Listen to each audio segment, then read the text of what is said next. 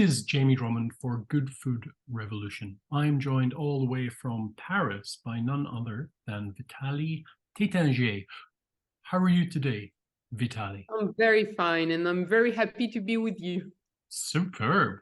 So Jancis Robinson, Master of Wine, rates Taittinger as being one of the finest champagne houses of them all. For those few people who don't know that much about your family's house, you have quite a history going all the way back to 1734. Perhaps in a nutshell, would you mind explaining a little bit about your family's champagne house? With a great pleasure. First, the story of the champagne is older than the story of the family in the champagne house. At the beginning, it has been the third champagne house being created in 1734, as you told, and the name was Forest and Fourneau. Then the family Taittinger came long time after, through my great-grandfather, Pierre Taittinger. And my great-grandfather has a very, very weird history with champagne, a destiny story, because he has been a soldier during the First World War in Champagne, and he used to go in a little castle surrounded by vineyards. Then I think it has been a hard period, as everybody knows. Yes. But after, a long time after, he was in Cognac, and he heard about buying a castle in Champagne. He visited this castle, and it was the castle of the war. So the castle of La Marqueterie. And for us, it has been the beginning of the history. It was in 1932. Then for him, it was an investment. Of course, he was attached to the region, attached to the wine, but he didn't have the time to take care about. So he put his son, François Taittinger, who has worked very closely with his brother-in-law, Paul Évêque. And both of them, they created this house from scratch. They recreated this house and gave to this house all the roots we are just very happy to have today. The main decision of François Taittinger, who was very young at that time, he was only 20, but very smart, very clever, and very faithful to his own spirit. Very inspired. So he decided at once to buy new lands, to buy new vineyards, and to plant some. So thanks to that, today we own a vineyard which represents 288 hectares, which is the second biggest vineyard in Champagne, and which is a true asset for us, because being the owner of the vineyard and to be able to work the quality of your champagne from the plant is something which is like a very beautiful gift. The second thing he has done is to choose the Chardonnay as the main grape. Yes, I was going to ask you about that. Yeah. So it was also at that time very, very, very weird as a decision, because the Chardonnay was not super worked. The Champagne was mostly done with Pinot Noir and Pinot Meunier, and the taste of the people was most about winey Champagne. It was most the fashion of Champagne for the people. They were hunting or something like that. And for François, it was different in his mind. It was more relative to the femininity, the origin of Champagne at the court of the King of France. So it was totally different. So he gave that to Taittinger, and also something very important, love of the patrimony. He bought this beautiful cellar, those beautiful cellars at Saint-Nicaise, the Demeure des Comtes de Champagne, which is a house of the 13th century. Yes. Then he put also something very important on the bottle, the name of Taittinger. Yes, which is today for us wonderful, because we can tell you frankly that we are responsible for each bottle, and you can be sure that we want to do the best quality for you to be happy. I understand. Now, one thing I find quite fascinating, and indeed it is one of the great stories of family-owned houses, the fact that your family, they almost lost control. Well, they did lose control of the house for about a year or so. But before we get into that, I'm interested as to why you feel you're one of the only independently owned champagne houses in the entire region. I think that Champagne during those last year has moved a lot through the impulsion also of the big group LVMH, and this is much more financial. This is much more about trend. This is much more about and more, this is complicated to transmit to the next generation, and I think that it has to be really the project of the family.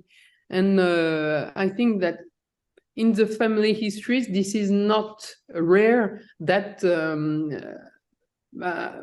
after some years, after some generation, there is something which is not working anymore because of the life and everything, and even for question of transmission and the money it costs, and also the people, they have to have the passion for that, and this is not so obvious.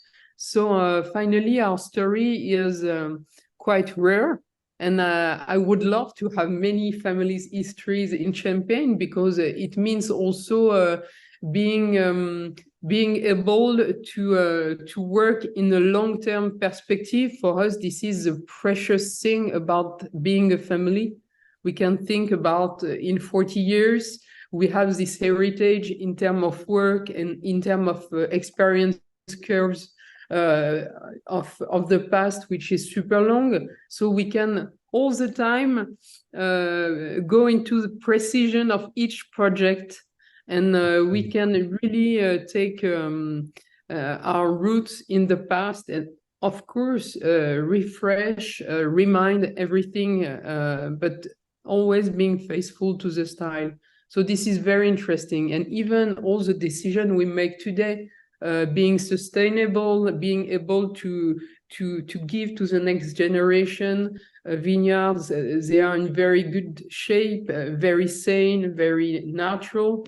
So you can do that when you have time. You can do that when you don't have a pressure of the figures. I understand. Now, for those people who don't know the story, would you mind filling us in on the Starwood year, which it's a great story because it has a delightful, happy ending. Exactly. As I told you before, a family company is made with family histories, and sometimes it works, sometimes it doesn't, and sometimes you have some troubled periods. And at Taittinger, we were a big group before, with hotels, with Cristal Baccarat, with perfumes, with many things, and of course the Champagne Taittinger. And when I was a young woman, it was my grandfather, Jean Taittinger, who was the president of the group. He had a very huge sense of the family, and for him, the project, before being a financial one, was a family project. He was able to put everybody, or almost everybody, in the company working, and for the others, it was not. It was more a question of having shares and everything. Then, after when my grandfather got retired, he gave the presidency to my aunt, Anne-Claire Taittinger, and my great-grand-uncle, his brother, Claude Taittinger, was the president of Taittinger. And both of them, at that time, had been more interested in the financial side of Taittinger. It was the period of the beginning of LVMH, of Albert Frère. We were always listening to those success, and for them, it was also maybe the temptation of a new area. Yes. And finally, this new area has been translated in the sale of Taittinger in 2005. An American company, Starwood, a fund, Starwood bought Taittinger, bought the whole group, the entire group, and for them,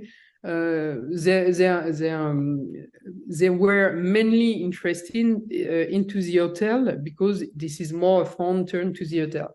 Yes. And my father was desperate because for him it was his life. It was Yes. also the work of François Taittinger, his own father Jean, everybody who has worked a lot in the company, and it was kind of shame to be able to sell a company which is in a good shape with no problem at all, no financial problem at all. So he secretly fighted to be able to buy back the champagne to the Starwood Group because he was convinced that they will put it for sale again because they were not specialized in champagne. Yes, and this yes. is very, very special as a work. So for 1 year, secretly, he built a candidature. He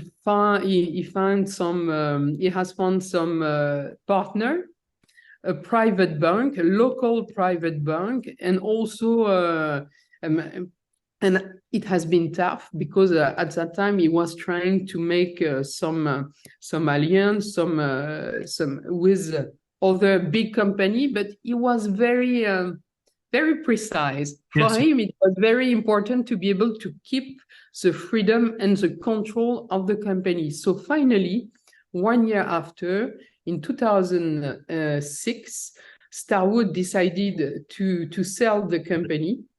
And my father was ready with the Crédit Agricole du Nord-Est, and they made, it was a huge battle because he was not alone, and the price was super, super high, increased by also the number of competitors around the table. And finally, after many steps, they won, and they managed to buy back the company, but at a very, very high price. So after, no need to tell you how much it has been tough to rebuy really the company year after year, being able to retake the control financially, and to have a normal debt, because at that time it was quite a high one. But now, 15 years after, he was right. So a lot of courage, I think, something which is super rare. And he has done a huge thing for all the people that are working in the company for many years, because he gave them back the possibility to work in the family company and to have a French government. Yes, and that was when you came to work with the firm, right? With the house.